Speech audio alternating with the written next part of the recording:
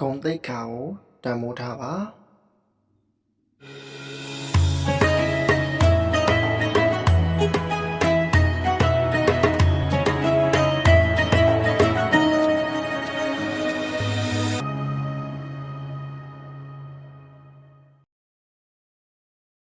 အားလုံးပဲမင်္ဂလာပါခင်ဗျာခုချပိုင်းကနေနေထွေးစွာပြန်လည်ကြိုဆိုလိုက်ပါတယ်ခင်ဗျာ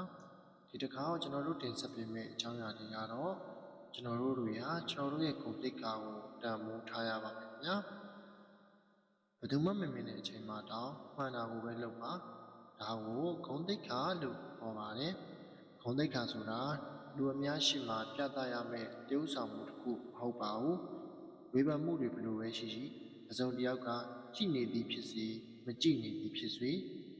မှန်ကန်တဲ့အရာကိုလှုပ်ဆောင်ဖို့ငြိမ်သက်တိတ်ဆိတ်စွာခိုင်မြဲတဲ့ဂတိကဝတ်ထားရှိခြင်းဖြစ်ပါတယ်ဘယ်သူမှမမြင်တဲ့အခါဘယ်သူမှအကဲမဖြတ်တဲ့အခါဘာအကျိုးမြတ်မှပြန်မရနိုင်တဲ့အခါမျိုးတွေမှာတောင်ကိုယ့်ရဲ့ကိုယ်ကျင့်တရားကိုကျွဲမြဲစွာလိုက်နာကျင့်သုံးခြင်းဖြစ်ပါတယ်ဒါကဂုဏ်သိက္ခာကိုတန်ဖိုးထားသူတွေရဲ့လုပ်ရဖြစ်ပါတယ်